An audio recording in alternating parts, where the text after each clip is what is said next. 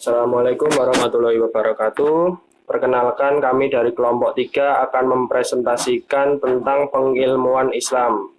Dengan anggota, yang pertama Muhammad A'lam Maududi, yang kedua Nika Fitri Nurmalasari, yang ketiga Anissa Mastuti.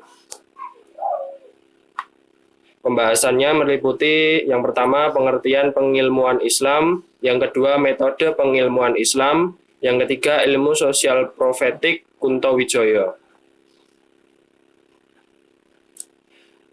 Pengertian pengilmuan Islam lahir di keprihatinan terhadap ilmu modern barat yang melenceng. Awalnya bertujuan memanusiakan manusia, malah yang terjadi dehumanisasi dan sekularisasi. Pengilmuan Islam juga bermaksud merespon gagasan islamisasi ilmu yang dipandang sebagai sebuah tekstualisasi, yakni menjadikan ilmu-ilmu barat selaras dengan Islam. Secara garis besar, pengilmuan Islam merupakan pengembangan lebih lanjut dari upaya untuk menempatkan Al-Quran sebagai sumber utama rujukan umat Islam. Metode pengilmuan Islam. Menurut Kunto Wijoyo, ada dua langkah yang harus diambil sebagai upaya mengimplementasikan pengilmuan Islam, yaitu integralisasi dan objektifikasi. Yang pertama, integrasi ilmu. Gagasan integralisasi berangkat dari perbedaan pandangan antara ilmu-ilmu sekuler yang merupakan produk dari peradaban barat dengan semangat ilmu-ilmu integralistik yang diidealkan oleh Islam. Tahapan-tahapan ilmu-ilmu sekuler. Next.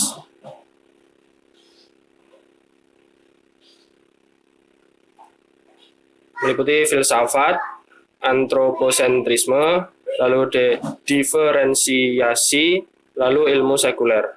Menurut Kunto Wijoyo, latar belakang dari ilmu-ilmu sekuler adalah modernisme dalam filsafat. Filsafat rasionalisme yang muncul pada abad ke-15 atau 16 menolak teosentrisme abad tengah.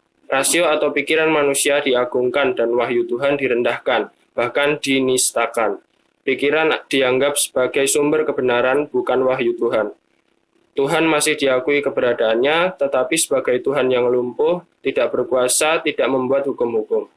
Selanjutnya, Kunto Wijoyo menyusun tahapan dari ilmu-ilmu integralistik yang diharapkan dapat menjadi alternatif dari kegagalan ilmu-ilmu sekuler. Terdapat 4 tahapan dalam menghasilkan ilmu-ilmu integralistik, yaitu agama, teoantroposentrisme, lalu diferensiasi, lalu ilmu integralistik. Pertama dimulai dari pandangan agama yang berlanjut pada lahirnya teoantroposentrisme yang merupakan perpaduan dari pandangan ketuhanan dan sekaligus kemanusiaan. Hasilnya lahirlah diferensiasi atau perekatan kembali ilmu-ilmu yang terpisah. Dediferensiasi merupakan lawan dari diferensiasi. Pada akhirnya lahirlah ilmu-ilmu yang disebut dengan ilmu integralistik atau ilmu yang terpadu. Next. Yang kedua, objektifikasi Islam. Objektif berarti keadaan yang sebenarnya tanpa dipengaruhi pendapat atau pandangan pribumi. Menurut Kunto Wijoyo, dengan melakukan objektifikasi ada 2 hal yang bisa dihindari, yaitu sekularisasi dan dominasi. Yang pertama, sekularisasi terjadi karena adanya interpretasi yang menganggap bahwa semua peristiwa yang terjadi adalah konsekuensi logis dari gejala objektif. Yang kedua, dominasi terjadi apabila suatu umat beragama hanya menghasilkan satu produk saja dari internalisasi atas nilai-nilai, yaitu eksternalisasi. Kunto menegaskan bahwa sebuah produk ilmu yang lahir dari induk agama haruslah menjadi ilmu yang objektif. Kunto Wijoyo juga berpandangan bahwa objektifikasi ini sebagai jalan tengah tidak hanya bagi Islam, tetapi juga dapat dilakukan oleh agama-agama dan aliran-aliran politik.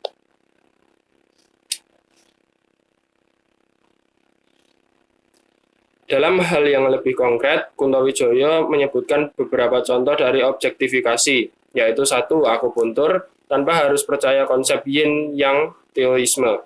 2. Yoga, tanpa harus percaya Hinduisme. 3. Sengatan lebah, tanpa harus percaya kepada Al-Quran yang memuji lebah. 4. Herbal medicine tanpa harus percaya kepada Hinduisme Bali. 5. Perbankan syariah tanpa harus meyakini etika Islam tentang ekonomi. Ilmu sosial profetik Kuntowijoyo. Nilai utama yang menjadi pilar-pilar ilmu sosial profetik meliputi yang pertama, humanisasi. Ada 3 gejala sosial utama, yaitu dehumanisasi atau objektifikasi teknologis, ekonomis, budaya, dan negara.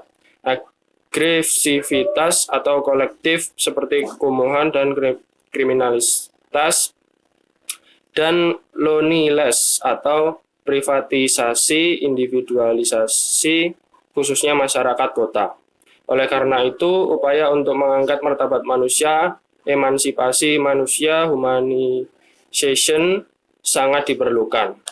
2. Liberasi. Sasaran liberasi atau pembebasan ada 4, yaitu sistem pengetahuan, sistem sosial, sistem ekonomi, dan sistem politik. Yang ketiga, transendensi. Transendensi adalah beriman kepada Allah Subhanahu wa Ta'ala. Karenanya merupakan suatu yang lazim bagi umat Islam untuk meletakkan Allah sebagai pemegang otoritas Tuhan yang Maha Objektif. Kesimpulannya, pengilmuan Islam merupakan terobosan baru dari islamisasi ilmu. Pemikiran Kuntowijoyo tentang pengilmuan Islam ini memberikan harapan bahwa Islam dan ilmu pengetahuan bisa saling berjalan beriringan. Dengan 2 metodenya, integralisasi dan objektifikasi, pengilmuan Islam menghendaki transformasi sosial Muslim, khususnya Muslim di Indonesia.